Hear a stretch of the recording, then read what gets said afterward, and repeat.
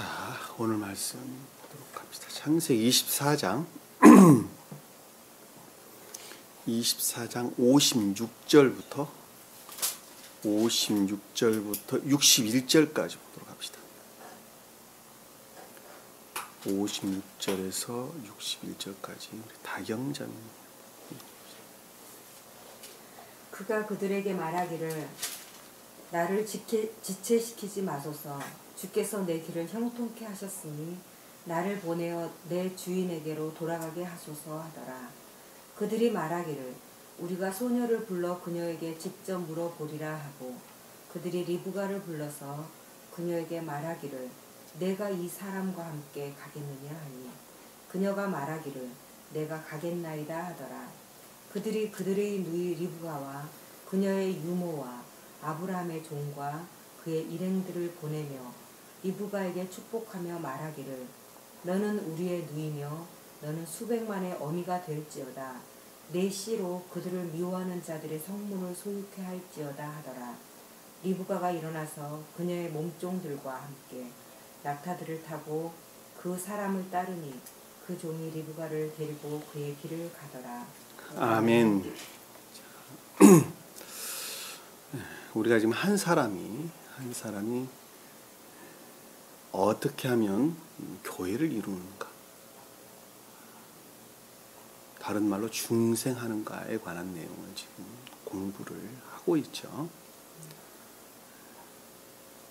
그래서 초기의 교회 상태로부터 어떻게 해서 주님이 섭리하시고 인도하셔서 합리적인 것들, 주님으로 말미암는 합리적인 것들, 다른 말로 신령 합리적인 것들, 이렇게 설명을 하는 것입니다.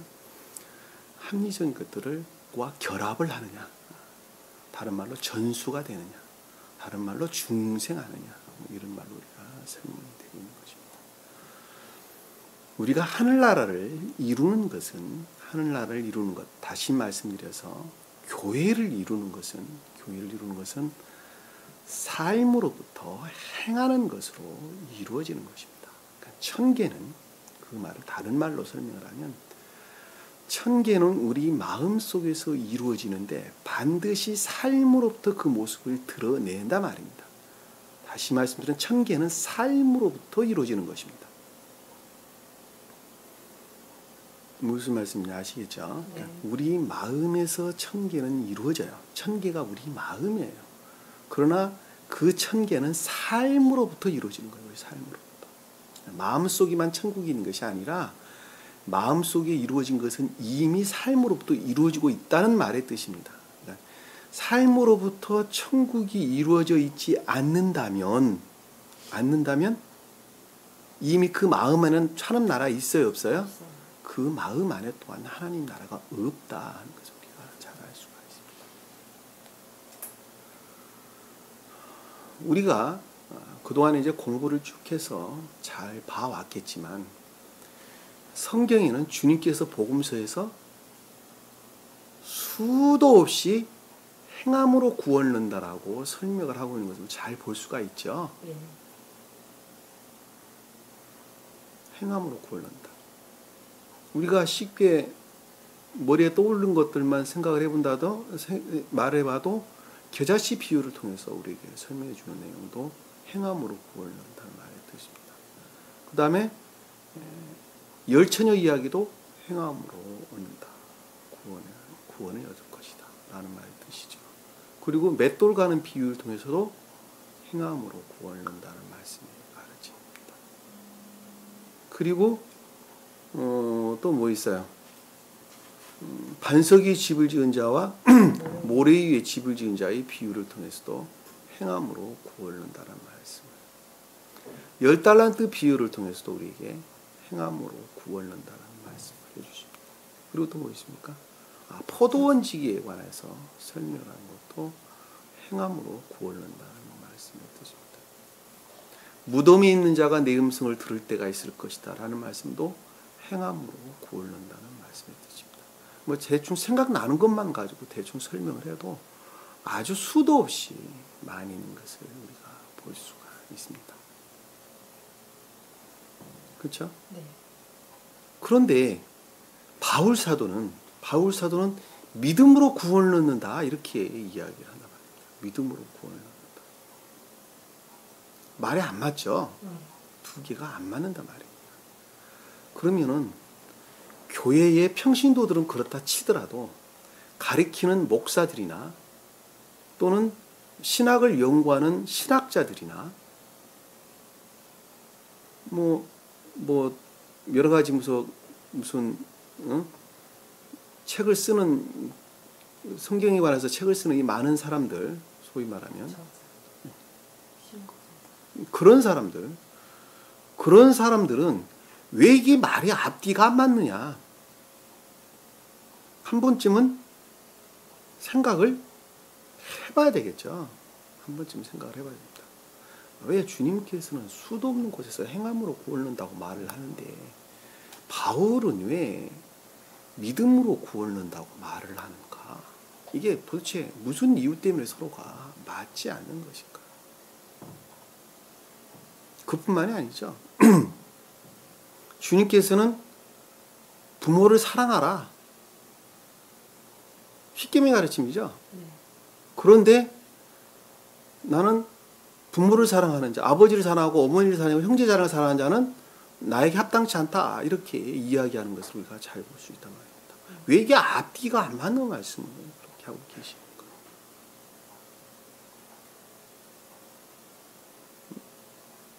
그러면 만약에 사람이 조금 합리적인 사람이란다면 평신도들은 그렇다 치더라도 최소한 신학자들이나 가르치는 목사님들이 조그만 합리적인 사람이란다면 그 말에 대해서 우리가 깊게 공부를 해보지 않으면 안 된단 말입니다. 이게 도대체 무슨 뜻인가? 그런데 그것들에 대해서 어떻게 해요? 공부를 해볼 생각은, 연구를 해볼 생각은 전혀 하지를 않죠. 않습니다. 왜 그렇게 안 하게 되죠? 박형장, 왜 안 하게 되죠? 영적인 뜻에만 관심이 있고 영적인 뜻에만 매여 있다 보니까 다 맞는 말입니다. 그런데 그들의 교리가 그러하기 때문에 안 그러는 거예요. 그들의 교리가 그러하다라는 말씀의 뜻은 켈빈이 쓴 기독교 강요라는 책을 보면 인간의 이성은 신 앞에 굴복해야 된다 이렇게 이야기를 하는 것입니다. 다시 말씀드리면 성경 말씀의 가르침에 대해서 그것이 이러쿵저러쿵 연구하고 인간의 생각, 인간의 잣대로 그것을 판단하는 것은 주님의 권능에 도전하는 거다. 대적되는 것이다. 이렇게 이야기를 한단 말입니다. 그러니까 그 말이 이해가 되지 않는다 하더라도 어떻게 해야 된다고요? 무조건적으로 믿어야 된다. 그것이 믿음이다. 이렇게 이야기를 한단 말입니다. 그것이 믿음이라고 그들은 이야기를 하는 거예요. 그리고 창안해낸 교리가, 그리고 만들어낸 교리가 구약의 번제와 희생제에서 그 모양을 따가지고 계시록에 보니까 어린 양이 등장을 하거든요. 어린 양으로 예수 그리스도가 오셨거든요. 그리고 구약에서 제사함은 양에게 자기 죄를 안수하는 것으로부터 그 안수된 양을 번제로 또는 희생제로 바치는 것으로부터 제사함을 얻었다고 생각을 했단 말입니다. 그러니까는 그 어린 양이 구약의 양이에요, 양. 그분이 예수 그리스도라고 그들은 이야기를 한단 말입니다. 그래서 우리 죄가 예수 그리스도께로 죄를 양에게 안수해서 사해졌던 것처럼 예수 그리스도에게 우리 죄가 전가됐고 그리고 예수 그리스도가 아버지 하나님의 화목제물로 십자가에 못 박혀 죽었다는 사실을 믿으면 우리는 구원을 받는다라고 하는 아주 요상한 교리를 만들어내게 되는 것입니다.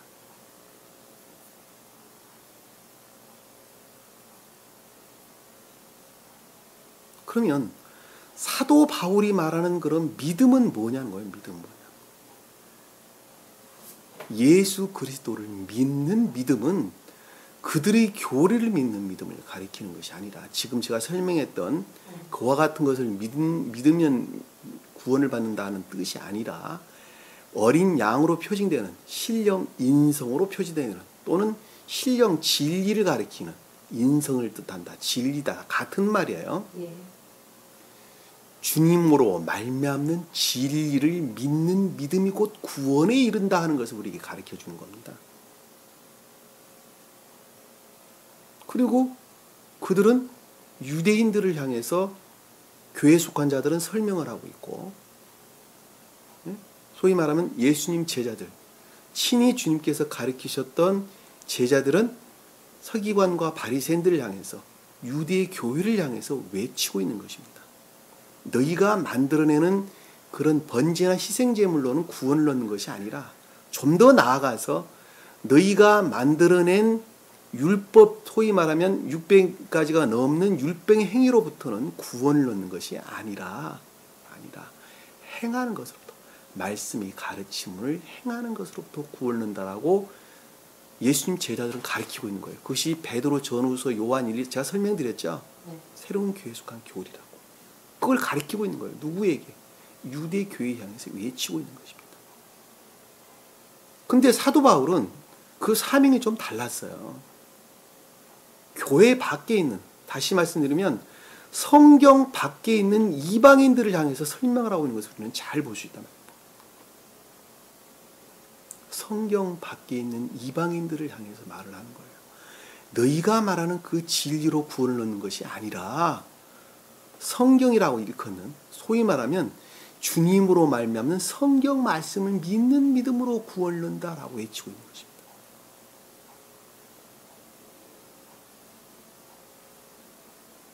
무슨 이해가 되시죠? 네? 그러니까 주님이 말씀드리는 행함으로 구원을 얻는다는 말의 뜻이나 사도 바울이 말하는 믿음으로 구원을 얻는다는 말의 뜻이나 같은 말이 틀린 말이에요. 같은 말이에요. 궁극적으로는 같은 말을 가리키는 말씀이죠. 왜? 성경 말씀을 믿는 그 믿음이라고 하는 것은 곧 행한 것을 가리키는 것이기 때문에 그렇습니다. 왜? 성경은 그거 위에는 가리키는 것이 없거든요. 그것이 곧 진리거든요. 만약에 진리라고 하는 것이 그 안에 선을 담고 있지 않단다면, 선에 대한 가르침이 없단다면 그것은 진리의 진리가 아니에요. 진리가 아니란 말입니다. 진리가 아니고 그냥 진리처럼 보이는 거짓이에요.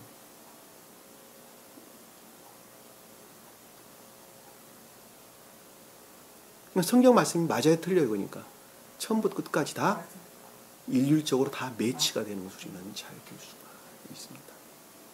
그와 같은 것들에 대해서 연구할 생각은 전혀 하지 않아요. 공부할 생각을 전혀 하지 않습니다. 의심할 생각도 하지 않습니다. 왜? 그들이 교리라고 하는 잘못된 교리의 종지적인 사고 안에, 종지적인 교리 안에 그들이 푹 빠져 있기 때문에 그렇습니다. 그리고 구원받을 확률이 0.1%도 없습니다. 0.1%도 없어요. 지금 밖에 나가보면 수도 없는 십자가 걸려있는 교회들이 많이 있는데 그건 교회가 아닙니다. 명확히 말하지만 그건 교회가 아닙니다. 교회처럼 보이는 인간 시장이에요. 인간 시장. 인간 탐욕만 주고 사는 인간 시장. 인간 탐욕을 주고 사는 인간 시장. 목사들은 성도들로부터 인간 탐욕을 사고, 성도들은 목사를 통해서 하나님으로부터 자기 탐욕을 사는 바알신을 섬깁니다. 그건 교회가 아닙니다. 교회에 속한 것들은 단 하나도 없습니다. 거기. 그런데 거길 나가야 될 이유가 전혀 없죠.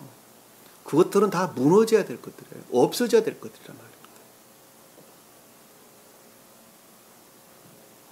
그 가운데서 자기가 목사라고 가르치고 있다면 참 불행한 거죠. 그럼 자기가 나와야 돼요. 그걸 머릿속으로 깨달았으면, 그 가르침이 그렇단다면 거기서 반드시 나와야 합니다. 나와야 해요. 나와서 누구를 불러내야 돼요? 다른 사람, 자기와 똑같은 사람을 다른 사람을 불러내야 돼요.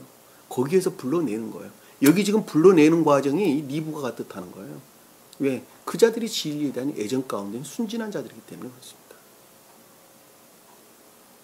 왜? 그들 가운데는 구원받아야 될 사람들이 있거든요. 그러니까 자기가 먼저 행하는 거예요. 그리고 하나님께 속한 자들을 불러내는 것입니다. 자기는 그 가운데 있으면서 어떻게 불러낼 수 있습니까? 그건 불가능하죠. 있을 수가 없습니다. 자기가 수렁 안에 빠져 있는데 수렁 안에 빠져 있는 자를 어떻게 자기가 건져낸단 말입니까? 그건 있을 수가 없는 경우입니다. 불가능합니다. 자기가 나와야 돼요. 그 죄악의 덩어리에서 자기가 나와야 돼요. 나와서 죄악 가운데 있는 자 중에 주님을 우러는 자를 불러내야 되는 거예요. 그 자가 새로운 교회를 이루는 것입니다. 그 자가 새 예루살렘 교회를 이루는 거예요. 외적으로나 내적으로 똑같은 말의 뜻입니다.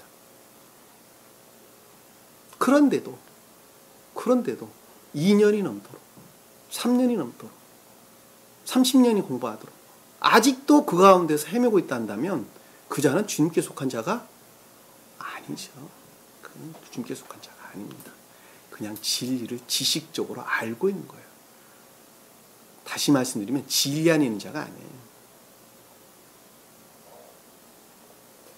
그냥 지식으로, 기억으로 그냥 이런 것이 이런 것이다라고 그냥 알고 있는 거예요.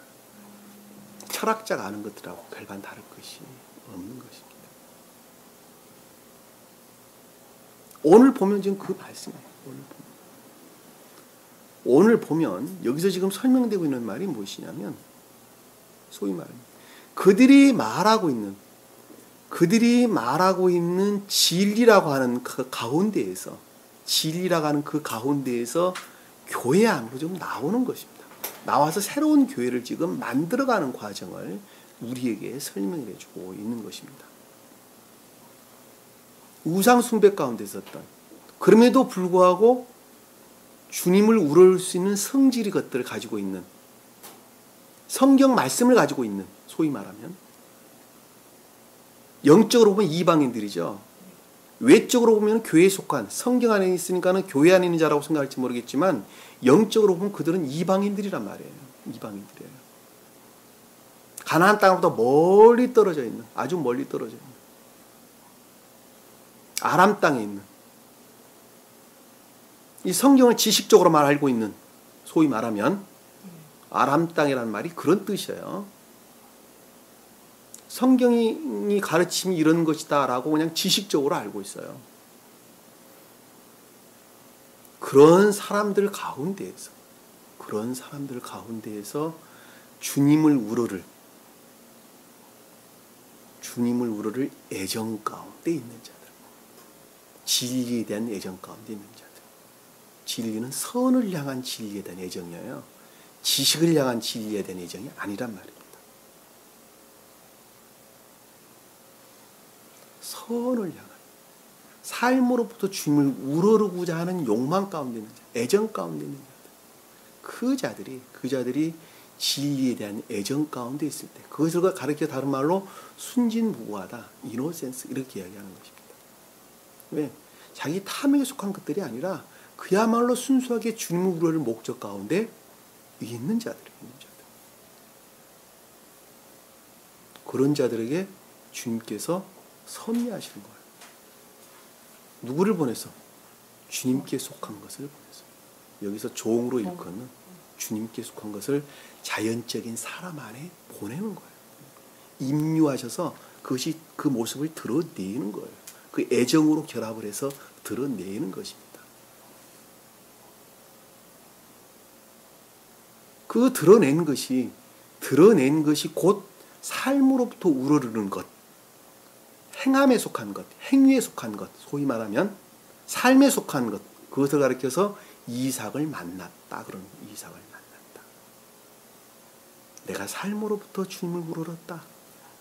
그것을 가리켜서 이삭을 만났다. 그러는 거예요. 왜? 그동안에는 삶으로부터 주님을 안 우러렀나? 우러렀는데 그 본질이 달랐어요. 그 본질이.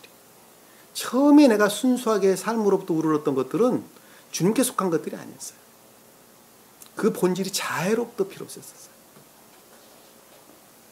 근데 이제는 진리로부터 선이 무엇인가 하는 것을 알았어요. 그리고 그 진리의 애정으로부터 주님과 하나 됐어요. 그리고 주님으로 말미암는 그 합리적인 것들로부터, 여기서 지금 등장하는 그 사람이란 단어, 그리고 이삭으로 등장하는 합리적 선을 일컫는 합리적인 그런 것들로부터 그런 것들로부터 다시 삶으로부터 그 모습이 다시 드러나는 거예요. 겉으로 보기에는 똑같아요. 하나도 안 달라요. 왜? 겉으로 보기엔 다 똑같은 선이라니까. 그러나 그 본질에서는 뿌리가 달라요. 뿌리가 달라요.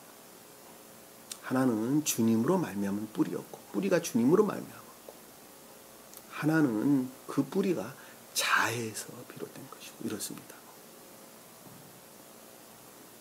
여기서 자애에서 비롯된 그 뿌리를 가리켜서 여기서는 진리의 애정 가운데 있는 리브가다, 이렇게 설명하고 있는 것입니다.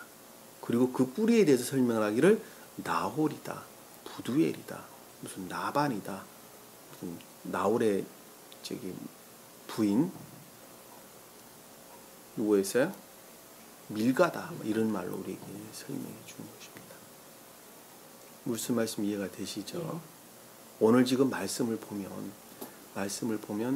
자, 주님께서 이제 보면 그 일행들에게 먹고 마셨어요.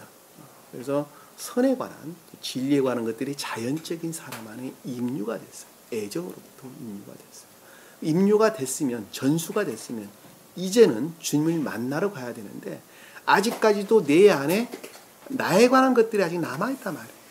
자아에 속한 것들이 아직도 남아있어요. 세상에 속한 것이 아직도 좋아요. 명예를 얻는 것이 좋고 아주 좋은 비싼 차 타고 다니는 것이 아주 좋아요. 그런 것들로부터 끊임없이 방해를 하죠. 주님을 만나러 가는 것을 방해를 합니다. 그 가운데서 평생 머물다가 죽은 사람들 많아요. 여기 지금 몇 구절 안 되는 이야기지만 이것은 30년 아니라 평생을 두고도 안 이루어지는 사람들 많습니다. 이 한 단어에 평생을 머물러 있는 사람들이 아주 수도 없이 많이 있습니다. 그런데 그 사람이 주님을 만나러 가려면 지식적으로 깨달았어요. 진리가 무엇인지 지식적으로 깨닫고 이해해서 이제는 삶이라는 측면에서 이 계도의 상승이 이루어져야 되는데 그러려면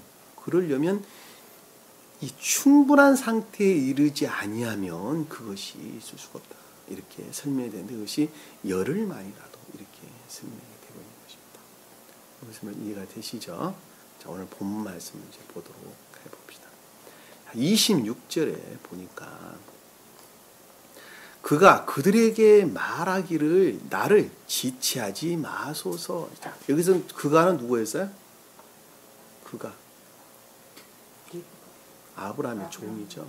아브라함의 종. 그러니까 합리적인 것, 자연적인 사람 안에 들어와 있는 주님에 속한 것들이죠. 여러분들 이해되기 쉽게 설명을 하면 자연적인 사람 또는 겉사람 안에 또는 기역지 안에 다 같은 말이에요. 왜 같은 말입니까? 계도가 그 하나예요. 하나. 겉사람이라고 말을 하든 자연적인 사람이라고 말을 하든 기역지라고 말을 하든 한 계도 안에 머물러 있단 말입니다. 그래서 다른 말로 퉁쳐서 그냥 스베덴보리 사도는 자연적인 사람 이렇게 설명을 하는 것입니다. 저는 그것을 요전에 설명을 하길 외면적인 사람이다 또는 겉사람이다 또는 기역지다 갖가지 말로 제가 설명을 했던 것을 여러분들이 잘 들을 수가 있습니다. 그러니까 이게 상대적 개념으로 쓰이는 거예요. 영적인 사람의 상대적 개념은 자연적인 사람이 되죠. 그리고 내적인 사람의 상대적 개념은 외적인 사람이 되는 것입니다. 속 사람의 상대적 개념은 겉사람이 되는 것이죠.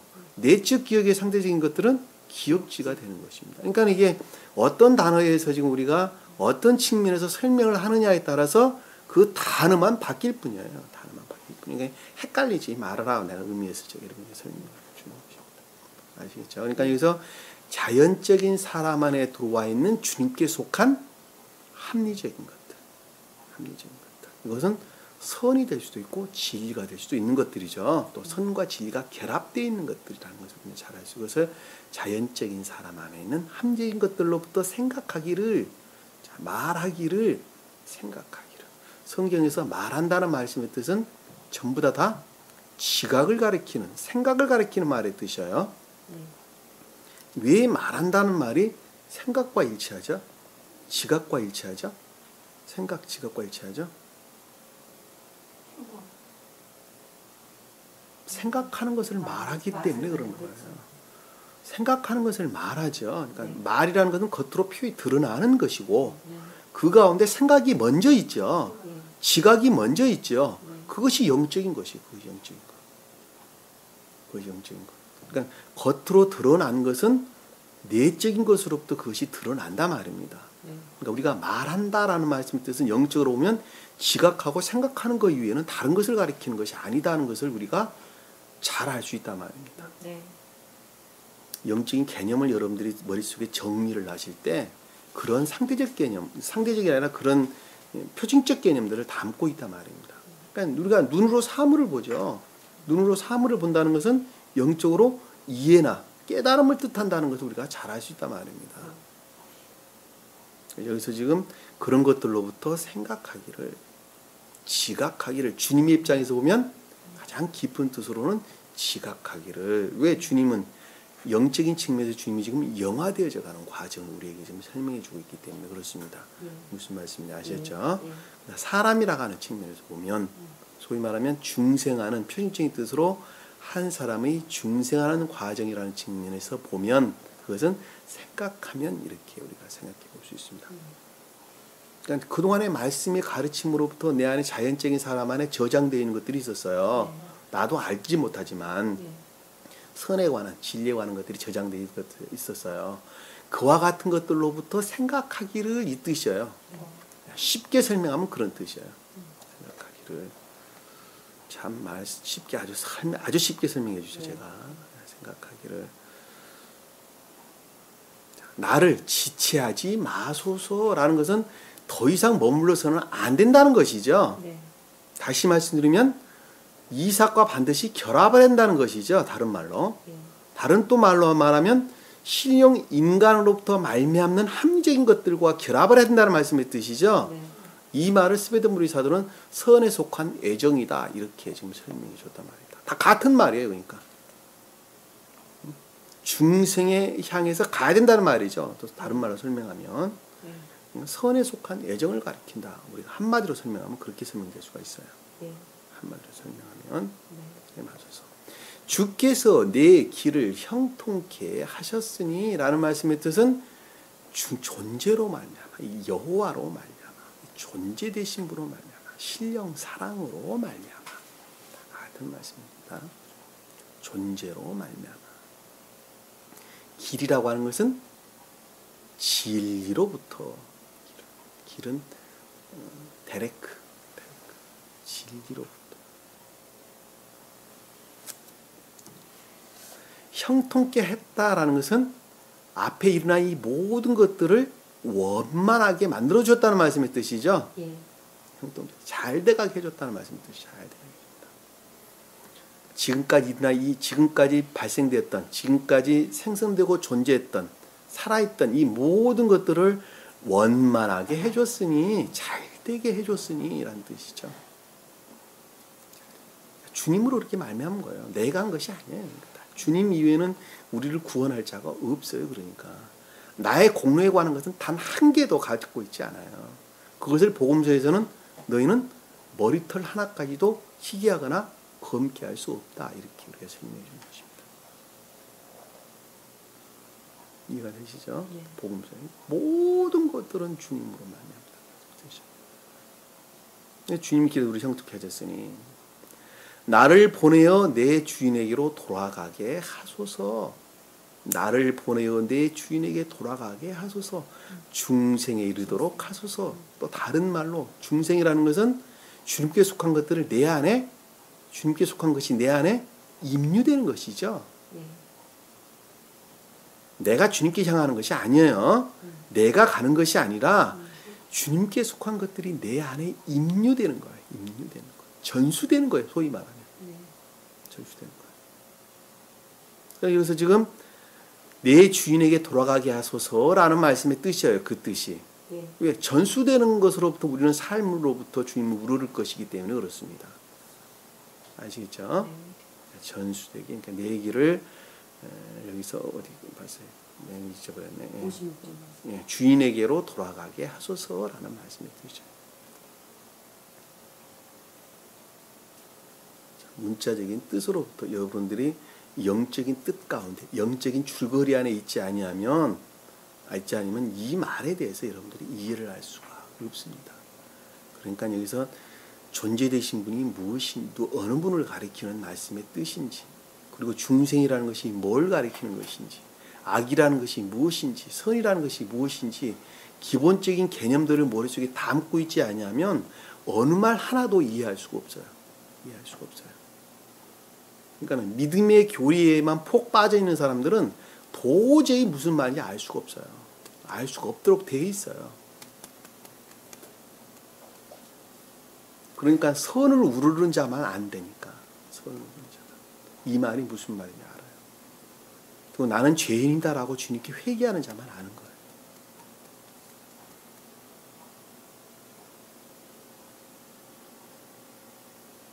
나를 보내어 봤죠. 자, 57절 보니까 그들이 말하기를 우리가 소녀를 불러 그녀에게 직접 물어보리라 하고 이렇게.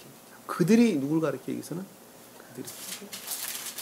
그들이 오라비와 어미. 그렇죠. 오라비와 어미를 가리키는 자연적인 사람이죠. 자연적인 사람. 자연적인 사람.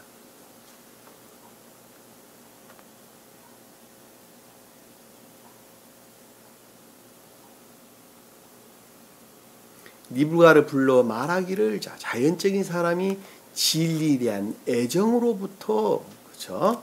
리브가는 진리에 대한 애정을 표징한다 그랬죠.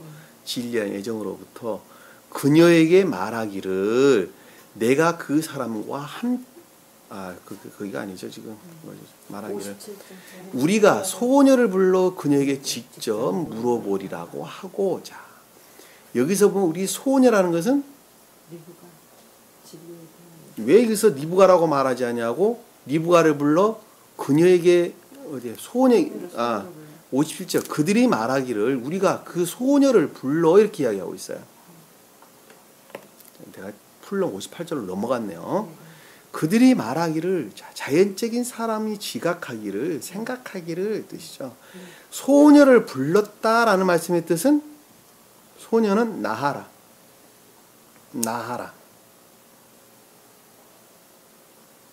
순진무구를 가리킵니다.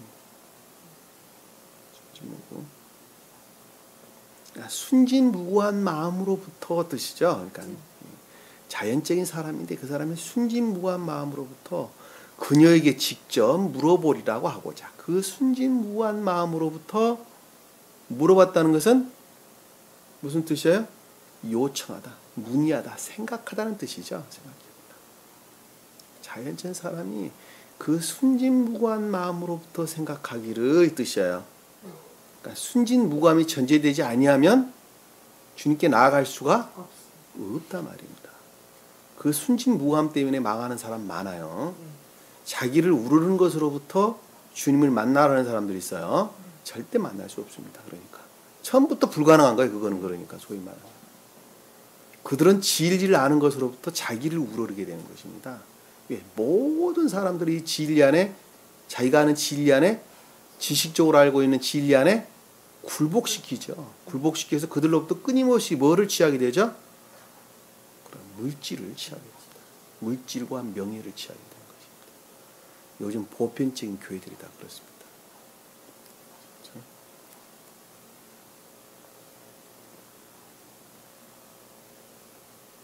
자, 소녀를 불러 말하기. 맞죠? 58절 보니까 그들이 리브가를 불러 그녀에게 말하기를 자 순진무구한 것으로부터 생각하는데 진리에 대한 애정으로부터 생각하기를 이 뜻이죠. 자연적 사람이 순진무구한 마음으로부터 생각하여 진리에 대한 애정으로부터 생각하기를 지각하기를 뜻이죠. 내가 이 사람과 함께 가겠느냐라고 말할 때 이 종과 그 일행들하고 함께 가겠느냐는 뜻이죠. 네. 자, 여기서 이 사람이라는 것은 이시 소위 말하면 주님으로 말미암는 합리적인 것들에게 나아가겠느냐라는 뜻이에요. 다시 말해 주님에 속한 합리적인 것들이 전수되어져 시인되겠느냐 이 말로 설명될 수 있겠죠. 그것들을 따라서 가겠느냐 합리적인 것들 안에 너희가 있겠느냐라는 뜻이에요. 선이라는 측면에서 선이라는 측면에서 설명하는 거예요. 가겠냐는 것은 동사죠. 동사. 생각 속에 있는 것이 아니라 삶으로부터 고백하겠느냐라는 말 뜻이에요.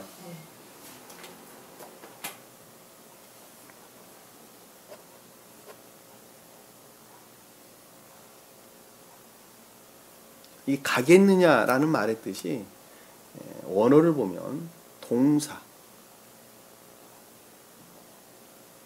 그 다음에 카령, 미완료, 여성의 1인칭 단수로 쓰여져요. 1인칭 단수. 자연적인 사람에 속한 속성들을 일컫는 거예요. 자연적인 사람에 속한 속성으로부터 주님을 우러를 마음이 너에게 있느냐 이 뜻이에요. 그러니까 앞에 순진무구한 마음이 그래서 등장을 하는 거예요. 아시겠죠?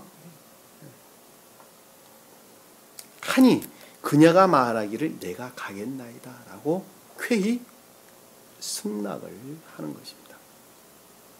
그러니까 여기서 지금 보면 진리에 대한 애정은 주님께 속한 것으로부터 비롯된 것이 아니라 자연적인 사람, 겉사람의 속성으로부터 진리에 대한 애정이 있었죠. 그리고 그것으로부터 너희가 삶으로부터 주님을 우러를 것이냐, 이삭을 만나러 갈 것이냐, 주님을 만나러 갈 것이냐라는 말씀의 뜻이죠. 네. 그것이 가겠느냐라고 물었어요. 그랬더니 내가 쾌히 승낙하겠다. 내가 그녀를 내가 가겠나이다라고 하더라. 쾌히 승낙하는 것입니다. 그럼에도 불구하고 그것은 나로부터 비롯된 것이 아니라 주님께서 이미 섭리하고 계신다는 것을 우리는 잊어버려서는 안 되는 거예요. 안 되는 겁니다. 59절에 보니까 그들의 누이 리브가와 그녀의 유모와 아브라함의 종과 그 일행을 보내며 보냈다라는 말씀의 뜻은 분리됐다는 말씀의 뜻이죠. 자연적인 사람, 소위 말하면 인간 고유 속성으로부터 비롯된 그럼에도 불구하고 주님을 우러를 순진무구한 마음으로부터 말미암는 진리에 대한 애정으로부터 겉사람에 속한 속성으로부터 분리되는 거예요. 네. 근데 분리되는 것은 주님께 속한 것만 분리가 되는 거예요. 그래야 되겠죠. 네. 그 말을 지금 여기 설명해 주기를 그녀의 유모다 이렇게 생각해요. 유모는 젖을 물리다, 젖을 먹이다 이런 뜻입니다. 젖을 먹이다. 이건 원어를 보면 동사로 쓰여졌어요. 동사로. 능동태 3인칭 단수. 다시 말씀드리면 3인칭 단수란 말의 뜻은 겉사람 안에 들어와 있는 주님 거예요. 나면서부터 우리가 가지고 나온 주님께 속한 거예요. 합리적인 거예요. 그것으로 말미암아 순진무구한 마음이 생긴 거예요. 내가 스스로 순진무구한 마음이 생긴 것이 아니라 인간 고유 속성으로부터 순진무구한 마음이 생긴 것이 아니에요. 이게 3인칭 단수란 능동형 3인칭 단수란 말의 뜻은 그 뜻이에요. 나는 겉사람, 자연적인 사람 안에 들어와 있는 주님께 속한 거예요. 주님께 속한 것. 그것이 사람을 순진무구하게 만든 거예요. 무슨 말씀 이해가 되시죠? 유모가 그 뜻이란 말입니다. 그 뜻이에요. 그러니까 이것은 순진무구함을 가리키는 단어예요. 소위 말하면 이노센스, 순진무구함 단어. 아브라함의 종과 그 일행이다 할 때 아브라함의 종은 자연적인 사람 안에 들어와 있는 주님께 속한 합리적인 자연적인 선이죠. 신령 자연적 선 또는 합리적인 자연적 선, 합리적인 것들 이렇게 이야기해도 뭐 별 무리가 없습니다. 그리고 그 일행이라고 하는 것은 그것들에서 비롯된 모든 것들을 가리키는 말씀의 뜻이죠. 그러니까 명확하게 보냈다는 말씀의 뜻은 분리됐다는 것을 잘 알 수 있어요. 분리됐다. 머릿속에 그려지세요? 네. 자, 우리가 유모에 대해서 우리가 한번 성경을 찾아보도록 합니다. 유모라는 것은 순진무구한 것, 순진무구한 것들을 가리키는 말씀의 뜻입니다. 그러니까는 이 겉사람 안에, 조금 설명드렸던 것처럼 겉사람 안에 도와 있는 주님으로 말미암는 순진무구한 것들을 가리키는 말씀의 뜻이에요. 그것이 곧 유모예요. 그 유모가 뭐를 낳게 됐어요? 진리에 대한 애정을 낳게 한 거예요. 진리에 대한. 그러니까 내가 공로하려고, 내가 내 스스로부터 주님을 우러는 것들은 한 개라도 있어요, 없어요? 아무것도 없다는 걸 잘 알수 있어요. 우리 시편 한번 볼게요. 시편 8장 3절.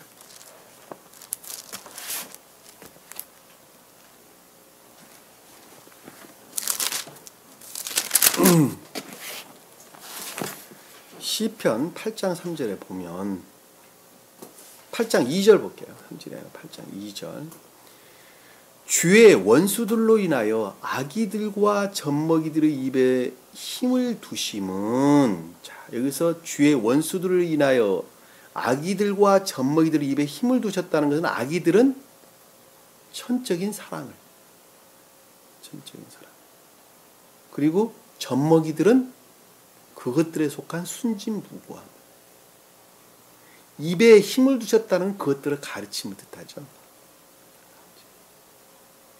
원수와 복수자를 잠잠케 하려 하십니다. 여기서 원수와 복수자들이 앞에 등장하는, 주어로 등장하는 주의 원수들을 뜻하는 것이죠. 원수와 복수자라는 것은 악과 거짓들을 가리킵니다. 인간 탐욕에 속한, 인간 고유 속성에 속한 악과 거짓들을 가리켜서 원수와 복수자들을 잠잠케 한다, 이렇게 좀 설명하는 것입니다. 이해가 되시죠? 네. 이사야서 한번 볼게요. 이사야서 11장 8절 한번 봅시다.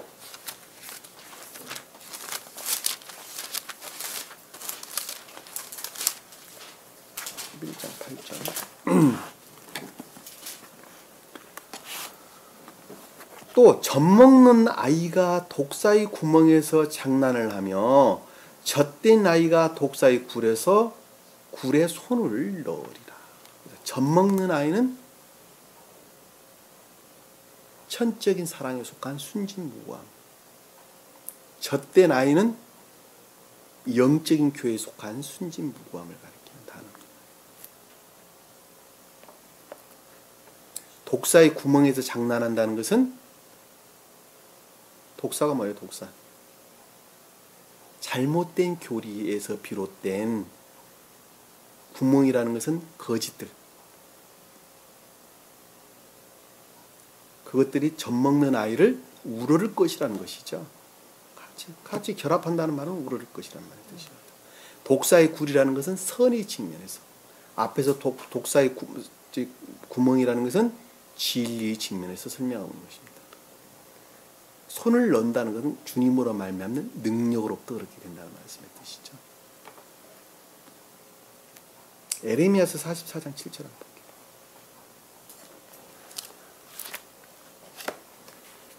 에레미야서 44장 7절.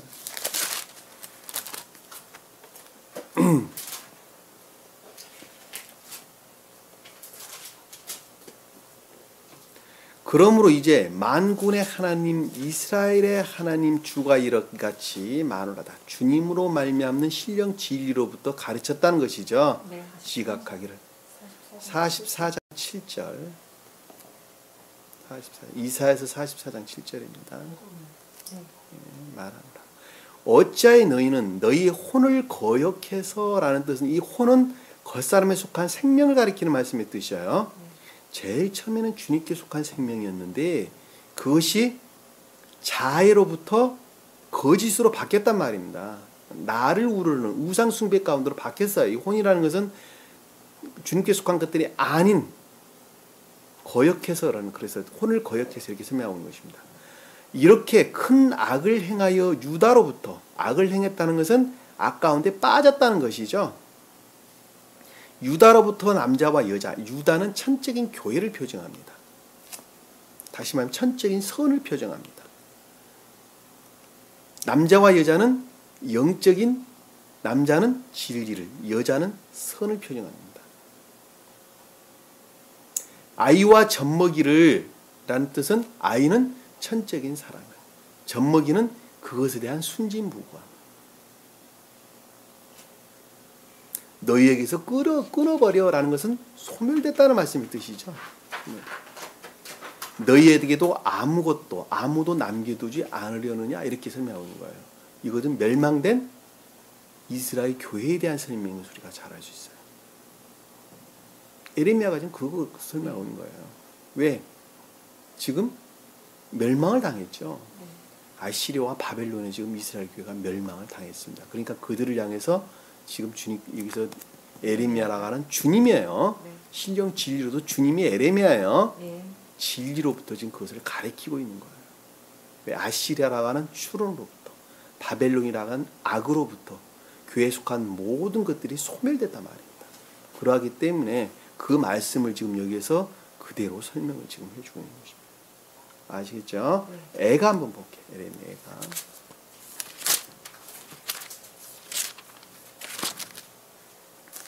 에레미야가 2장 11절 한번 볼게요. 2장 11절. 내 눈이 눈물로 쇠약해지며 라는 말씀 뜻은 진리에 대해서 이해할 수 없다는 것이죠. 내 창자가 끊어오르고 내 간의 땅에 쏟아졌으니 이는 내 백성이 딸이 파멸로 인함이라. 자녀들과 젖먹이들이 성읍의 길거리에서 졸다한다. 내 눈의 눈물이 쇠약해졌다라는 것은 진리에 대한 어떤 이해와 깨달음이 없다는 것이죠. 그러니까 이 밑에 보니까 내 창자가 끊어오르고 내 간이 땅에 또 쏟아졌다라는 말씀의 뜻은 영적인 것들이 다 소멸됐다는 것이죠. 영적인 것들이 소멸됐다. 왜? 창자나 간은 우리 몸 안에 있죠. 머리 안에 있는 것이 아니라 몸 안에 있죠. 영적인 것들을 가리킨다는 걸 잘 알 수 있어요.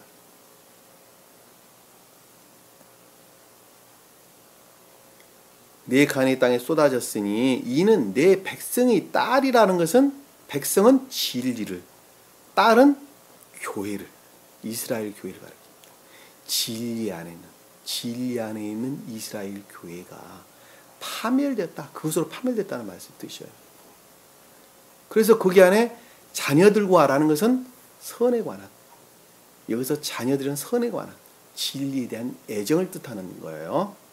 젖먹이들이라는 것은 순진무구함. 성읍이라는 것은, 성읍의 길거리라는 것은 교리라는 측면에서 봅니다. 졸도하는도다. 망했다는 것이죠. 망했다는 것. 쉽게 표현하는 그런 뜻이죠.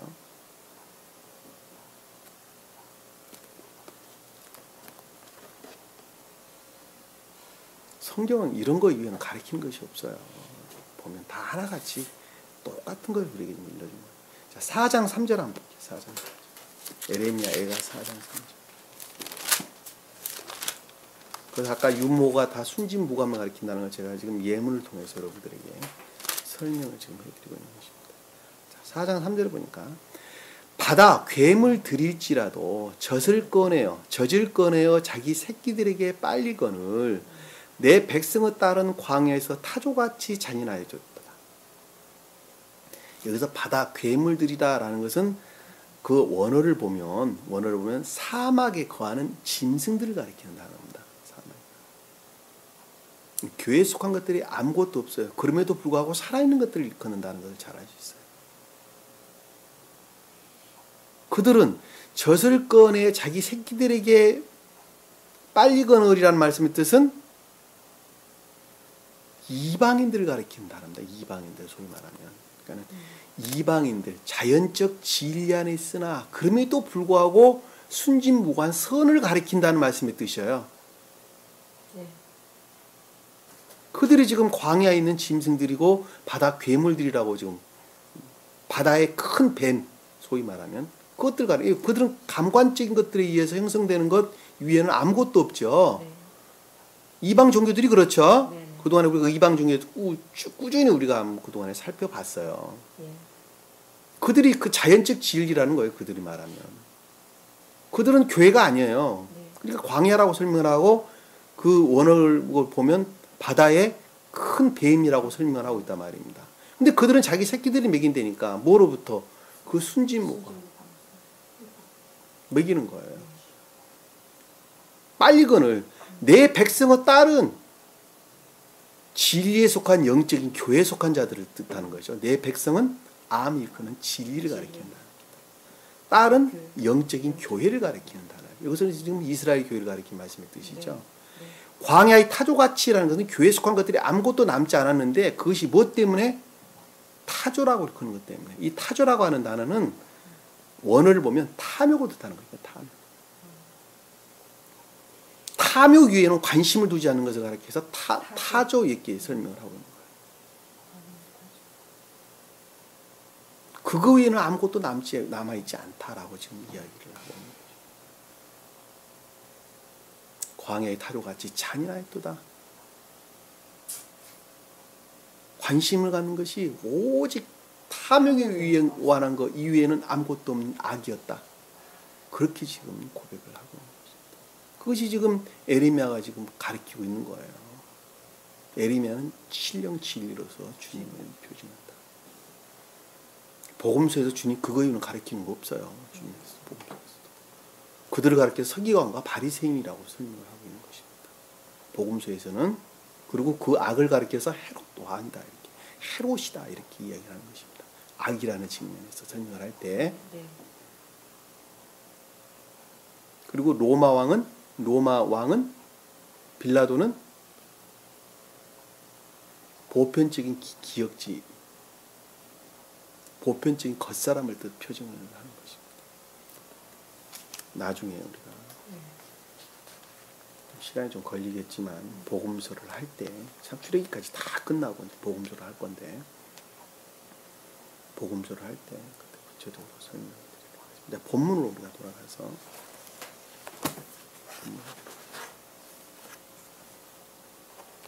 여기서 지금 유모아라고 말할 때 설명을 드렸죠. 순진무가 이노센스를 뜻하는데 그 이노센스는 나로 말미암는 것이 아니라 주님으로 말미암는 이노센스를 가리키는 말씀의 뜻이라는 것. 자, 60절에 보니까 리브가에게 축복하며 말하기를 리브가에게 축복하며 말하기를 자 진리에 대한 애정으로부터 주님과 결합하기를 원하는 경건한 바람이죠. 경건한 바람으로부터 생각하기를. 근데 이 축복이라는 말은 지금 여기서 축복하는 것이 소위 오라비와 엄이죠. 네. 오라비와 엄인데 그 축복이라는 것 자체도 겉사람에 속한 인간의 속성으로 말미암는 것이 아니라 주님으로 말미암았다는 겁니다. 주님으로 말미암았다. 아시겠죠? 네. 이 축복이라는 단어도. 그 원어를 보면 우리가 그것도 남성의 3인칭 복수로 쓰여졌어요. 남성의 3인칭 복수. 3인칭 복수로 쓰여졌다는 것은 그것이 그 축복하며 경건한 주님과 결합하기를 원하는 경건한 바람 그 또한 주님으로 말미암는 진리로부터 그것이 비롯됐다는 말씀의 뜻이에요. 나로 말미암는 건 아무것도 없어요. 이런 거 쉽게 말하면. 원어를 보면 그래요. 아시겠죠? 제가 원어를 자꾸 이야기하는 것은 원어를 보고 어떻게 이해를 해야 하는가 하는 것을 예문을 통해서 여러분들 쉽게 이해할 수 있도록 하기 위해서 제가 늘 설명을 3인칭이니 무슨 단순히 복수니 무슨 뭐 능동태니 무슨 뭐 동사니 무슨 희필형이니 무슨 호필형이니 카령이니 뭐 이렇게 설명을 제가 하는 거예요. 네. 왜 그것들 하나하나는 전부 다 영적인 뜻들을 다 담고 있단 말입니다. 아시겠어요? 네. 그래서 그거를 본문의 흐름으로부터 우리가 충분하게 도출을 해낼 수가 있단 말입니다. 그와 같은 방법으로 스베덴 보리사도는 청기의 비유를 쓰셨어요. 제가 지금 말씀하고 있는 것은 스베덴 보리 책을 보면 똑같이 이해될 수 있어요. 설명이 조금 다르다 해도 다 하나를 가리키는 똑같은 말의 뜻이란 말입니다. 그러니까 제 말을 잘 이해를 하는 사람은 스베덴 보리사도의 책을 봐도 그 말을 밝히 알고 이해할 수 있단 말입니다. 무슨 말씀 이해가 되시죠? 말하기를. 너는 우리 누이며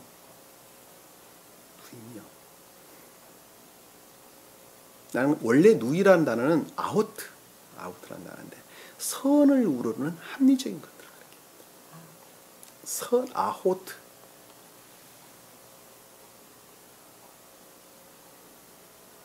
아호트. 선을 우러르는 합리적인 것들을 가리켜서 아호트, 누이란 단어를 씁니다. 다른 말로 여기서는 지금 진리에 대한 애정이란 말로 지금 설명이 되고 있는 것이죠. 네.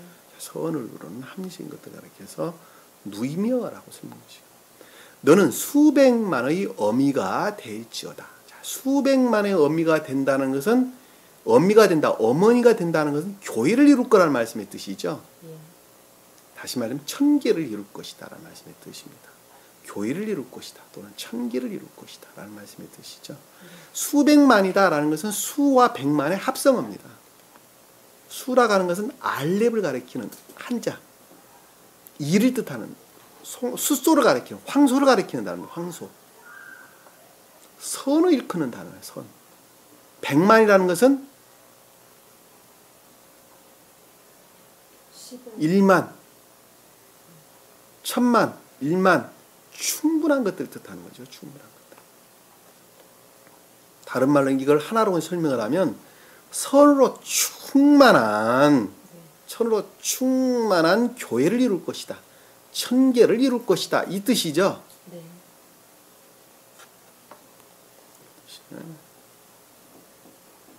충만한 교회.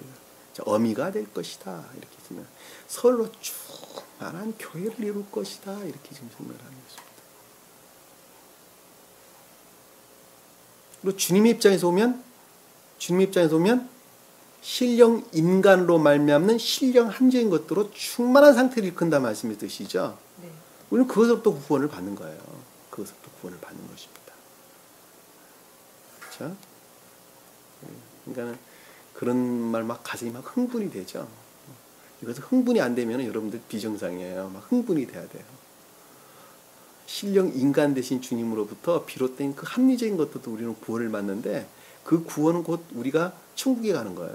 얼마나 흥분돼야 돼. 막 마음이 막 들뜨고 흥분되는 것입니다.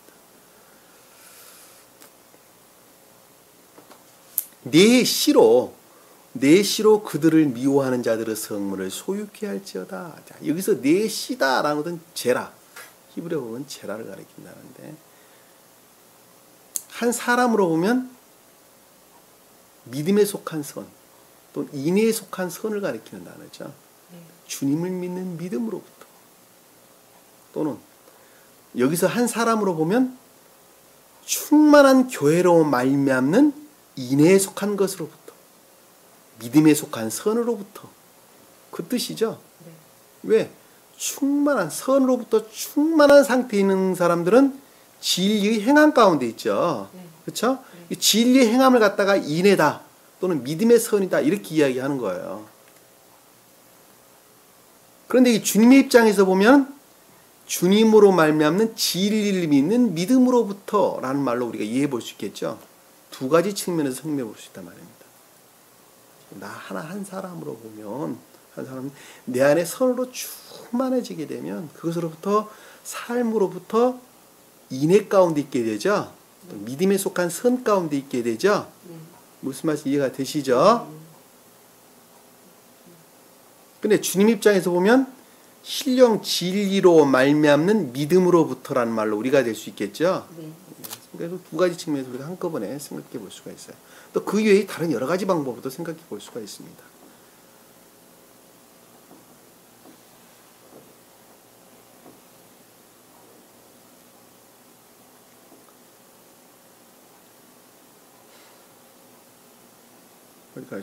자, 미워하는 자들의 성문을 소유할 때, 미워한 자라는 것은 주님께 반대되는, 악과 거짓들을 가리키는 말씀의 뜻이죠. 예. 자, 성문을 소유한다는 것은, 성문은 그와 같은 교류 가운데 있는 자들.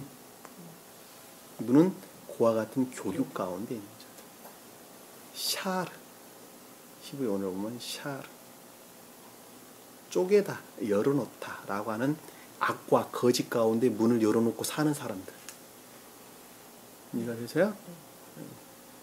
악과 거짓, 탐욕, 정욕, 욕망, 세상 명예 이런 것들과 교류하면서 사는 사람들, 그 가운데 머물러 있는 사람들을 차지한다는 것은 바꿔놓는다는 것이죠. 바뀐다는 것이죠. 그것이 소유케 할지어다라는 것은 바뀌는 것이죠. 시가 그것을 차지할 것이기 때문에.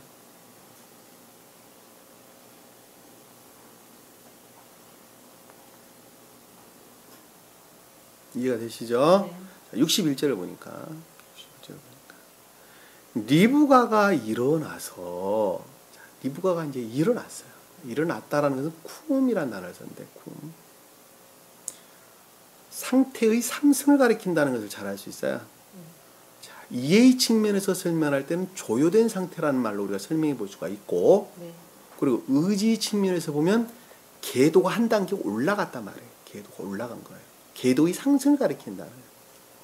성경에 보면 길이가, 넓이에 대해서, 높이에 대해서 설명을 하고 있는 것을 볼 수가 있는데, 길이는 선의 측면에서 설명을 하는 것입니다. 그리고 넓이는 진리 측면에서 설명을 합니다. 그 다음에 높이는 선의 궤도의 측면에서 설명을 합니다. 궤도는 선에 의해서 궤도가 올라가는 거예요. 예. 진리에 의해서 궤도가 올라가는 게 아니에요. 네. 선의 궤도만큼 진리가 궤도 올라가는 거예요. 그러니까는 선의 궤도가 제로의 상태에 머물러 있단다면 진리가 자체는 아무것도 없는 거예요. 그러니까 내가 선의 측면에서 궤도에 올라가는 것에 비례하여 나는 진리 안에 있는 거예요. 무슨 말씀 이해가 되시죠? 예. 그 말씀. 그러니까 진리로만 알고 있는 것은 아무것도, 그 거짓 위에는 다른 것이 아무것도 아니라는 걸 잘 알 수 있어요. 여기서 지금 일어나서라는 말씀의 뜻은 자연적인 사람의 궤도에서 영적인 궤도로 지금 올라간 거예요. 선의 측면에서 올라가는 거예요. 상승했다. 올라가는 거예요. 조요가 아니라 상승하는 거예요. 상승하는 거예요. 왜냐하면 일어난다는 말은 앞에서 수도 없이 많이 등장을 하는데, 조요라는 말로 여러분들이 혹시 이해를 할까봐 제가 지금 설명을 드리는 거예요. 왜 그동안 일어났다는 말과 조요에 대해 설명이 왜 갑자기 상승이라는 말을 쓰는가라고 여러분 헷갈릴 수 있잖아요. 그러니까 그에 대해서 부차적인 설명을 제가 드리는 거죠. 그러니까 선의 측면에서 지금 조요된 거예요. 궤도가 일어나는 거예요. 아시겠죠? 그의 몸종들과 함께 낙타를 타고 그 사람을 따르니, 여기서 그의 몸종들과라고 말할 때 여기서 몸종은 몸종을 가리키는 것이 아니라 소녀를 가리키는 단어예요. 나라 같은 단어예요. 같은 단어. 그러니까 어떻게 뜻한다는 거예요? 그 몸종과 같이 따랐다는 말은 다른 말로 그렇죠. 순진무구함으로부터 조요된 거예요. 조요가 아니라 순진무구함으로부터 궤도로 올라타, 영적인 궤도로 올라탄 거예요. 그러니까 이 몸종이라는 단어를 소녀로 단어를 썼단 말입니다. 네. 참 기가 막히죠. 이런 말씀들은 우리 오늘 보면 잘 알 수 있어요. 그러니까 순진무구함과 아니고서는 궤도로 올라탈 수가 없어요. 궤도로, 선의 궤도에 진입할 수가 없어요. 아시겠죠? 함께 낙타를 올라타, 낙타를 타고는 낙타를 올라탔다는 말씀의 뜻이죠. 기역지로부터 어떻게 됐다고요? 제가 방금 설명드렸던 상승. 뒤에 지금 제가 설명한 말이 바로 설명돼서 나오는 거예요. 낙타는 일반적인 기역지를 표징한다 그랬죠. 네. 그 진리에 관해서 설명할 때는 진리라는 지식들을 가리킨다 그랬죠. 여기서 일반적인 기역지를 가리킨다는 것을 잘 알 수 있어요. 거기서 올라탔다라는 것은 궤도상으로 보면 영적인 궤도로 지금 올라왔다는 뜻이죠. 상승했다는 것을 잘 알 수 있어요. 그 사람을 따르니, 이 합리적인 것들 안에 들어왔다는 것이죠. 네. 합리적인 것들 안에 들어왔는데 다른 이면으로 보면 주님으로 말미암는 보호가 있었다는 말씀의 뜻이죠. 섭리와 보호를 같이 우리가 이해해 볼 수 있어요. 주님께서 섭리하시고 보호하셨어요. 그러고서 말미암아 합리적인 것들 안에 들어왔다는 말씀도 우리가 같이 내포하고 있다는 것을 잘 알 수 있어요. 네. 그 사람을 따르니 거짓들을 따라가는 것이 아니라 합리적인 것들을 따랐어요. 이 사람은 합리적 진리를 가리키는 단어입니다. 그 종이 리브가를 데리고 누가 데리고 왔다는 거예요? 자, 진리로 말미암아. 진리로 말미암아. 리브가를 데리고 오라는 것은 진리에 대한 애정으로부터 그 진리로 말미암아 뜻이죠. 네. 종은 겉사람 안에 들어와 있는 주님께 속한 합리적 진리를 가리키는 말씀의 뜻이에요. 그것을 앞에서는 지금 그 사람이란 말로 우리에게 설명해 주는 것입니다. 여기서 그 사람이란 말은 좀 더 주님으로 말미암는 내적인 것들이 측면에서 합리적인 것들을 선을 같이 포함한 거예요. 선을 같이 포함한 합리적인 것들을 가리키는 말씀의 뜻이고, 뒤에 종이란 말은 진리라는 측면에서 우리에게 설명해 주는 것입니다. 왜? 사람은 선으로부터 사람이기 때문에 그러는 거예요. 네. 아시겠죠? 네. 진리를 가리키나 사람은 선으로부터 사람이에요. 그러니까 사람과 종이라는 말이 분별해서 설명이 되고 있는 거예요. 그래서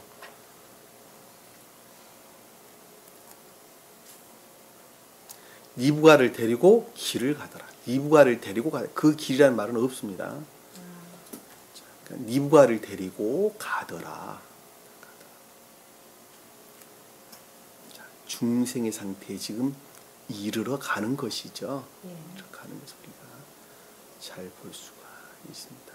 오늘 우리가 여기서 주시는 귀한 가르침은 어느 누구도 구원에 이르는 것은 나 스스로로부터 이루어지는 것이 아무것도 없다는 것입니다. 그리고 주님을 우러를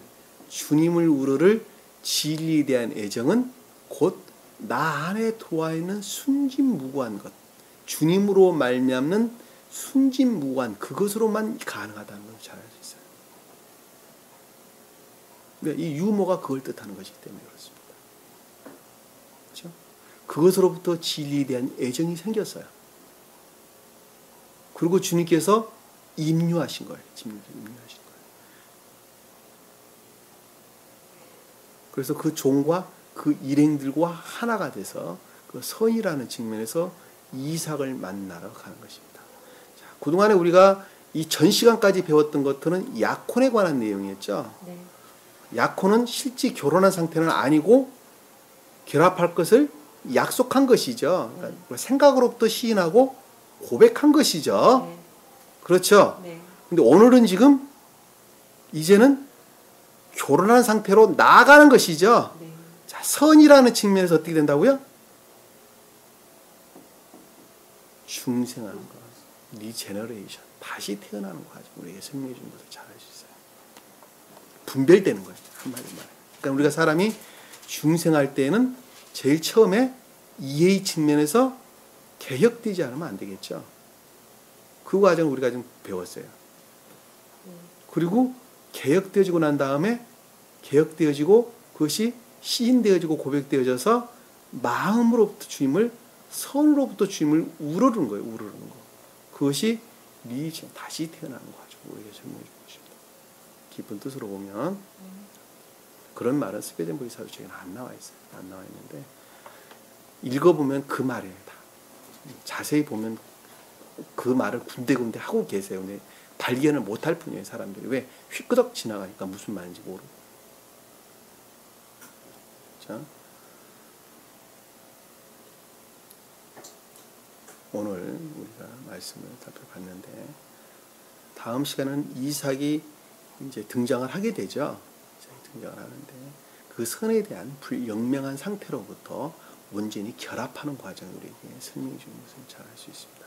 그러니까 이삭이 저녁 때에 리브가를 만나게 되는 거예요.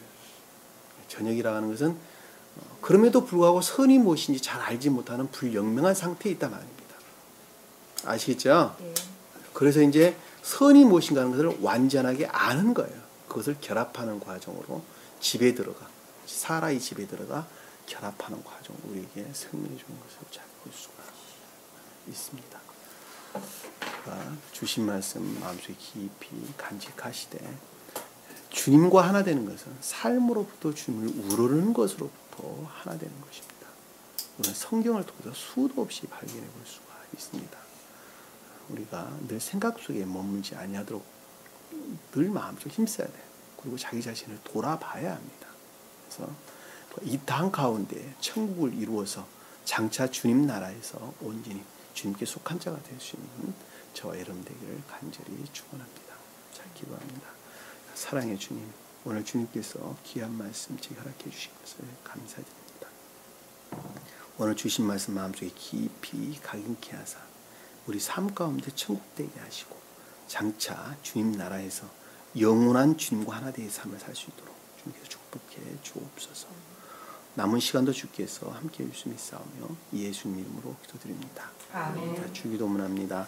하늘에 계신 우리 아버지, 이름이 거룩히 여김을 받으시오며 나라에 임하시며 뜻이 하늘에서 이룬 것 같이 땅에서도 이루어지리라.